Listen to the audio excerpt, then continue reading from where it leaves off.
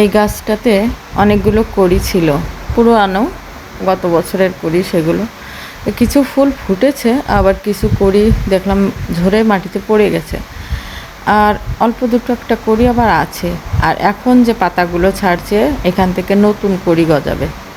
আর কালকে দেখেন আমি আমার এই জায়গাটা যে ফুল গাছগুলো লাগিয়েছিলাম তার সাইড দিয়ে পাথর দিয়ে একটু ডেকোরেশন করেছি, দেখতে খুব সুন্দর লাগছে। কিন্তু তা পাথরগুলো যেহেতু পাশেই ছিল, তো ভাবলাম কাজে লাগিয়ে দিই।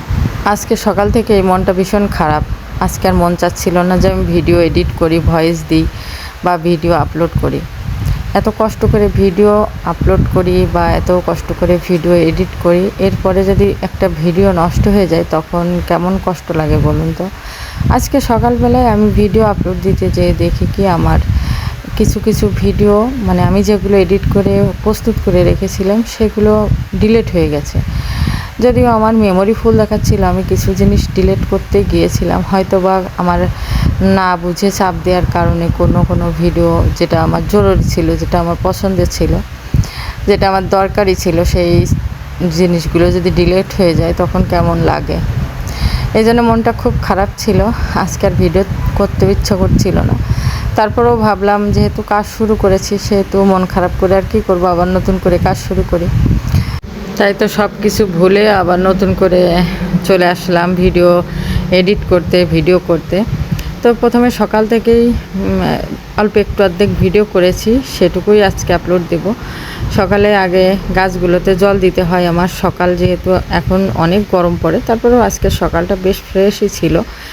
আজ 2 দিন ধরে দেখছি সন্ধ্যার দিকে বেশ একটু মেঘমেঘ হয়, কিন্তু বৃষ্টি হয় না, একটু ঝোড়ো হাওয়া মতো হয়, যে জন্য সকালবেলাটা বা সন্ধ্যার দিকটা অতটা গরম থাকে না, গরমটা কম হয়ে যায়।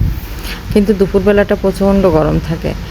তো সকালবেলায় আগে উঠে বাসি কাজগুলো তো সেরে নিতে হবে, কাজ যেটাই না করব সেটাই পড়ে থাকবে। তা আগে আমি রুমগুলো সব পরিষ্কার করে বিছানাগুলো একটু রেডি করে তারপরেই কিচেনে যাব, কারণ একবার কিচেনে গেলে আর এই দিকে আসা হয় না, এই কাজগুলো সব পড়ে থাকবে। তাই আগের কাজে আগে করব, আগে ঘর বাড়িগুলো রেডি করে ঝাড় দিয়ে পরিষ্কার করে তারপরে যাব কিচেনে। এই যে মেয়ের রুমটাও আমার গোছানো হয়ে গেছে। আমার মেয়ের রুমটা খুব বেশি বড় না, একটা রুমের মাঝখান থেকে একটা পার্টিশন দিয়ে আমি 2 ছেলে মেয়ের জন্য 2টা রুম করেছি। যেহেতু ছেলে আর মেয়ে একটু সেপারেট থাকলেই ভালো। আর এই যে দেখেন বাইরে কি পরিমাণে রোদ উঠেছে, এরপরের থেকে কিন্তু বেশ গরম শুরু হয়ে যাবে। গরম এত বেশি গরম থাকে দুপুরবেলাটায়, ওই সময়টায় আর ভালো লাগে না। এখন তো চলে আসলাম কিচেনে রান্না বাড়ার কিছু প্রস্তুতি নিয়ে। গত দিন একটা চাল কুমড়া নিয়ে আসছিলাম, তো কিছু অর্ধেকটা আমি রান্না করেছিলাম আর অর্ধেকটাই যে রেখে দিয়েছিলাম, ওটা আজকে কুমড়ো বড়ি দিয়ে একটু ঘন্ট করব। তা এখন হচ্ছে সকালবেলা আগে একটু নাস্তার আয়োজন করে নিই, পরোটা ভেজে নিচ্ছি। এই যে বাঙালি দোকান থেকে গতদিন পরোটা নিয়ে আসছি, এই পরোটাটা একদম ভালো হয়নি, কেন জানি না, পরোটাটা আমার কাছে একদমই ভালো লাগেনি।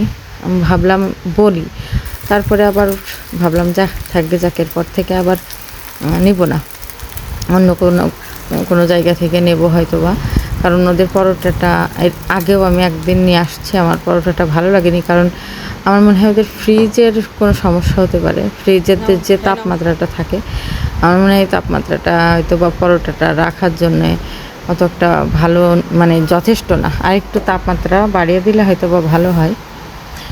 তো যাই হোক, এই যে নাস্তা রেডি করে নিয়ে চলে আসলাম আর মেয়েকেও দিয়ে দিলাম। এখন এখানে বসে একটু টিভি দেখব, খাবো দাবো, তারপরে দুপুরের রান্না করব। আর ভিডিও আজকে আর বেশি বড় করছি না, এইটুকুই আজকের মতো এখানে শেষ করে দিচ্ছি।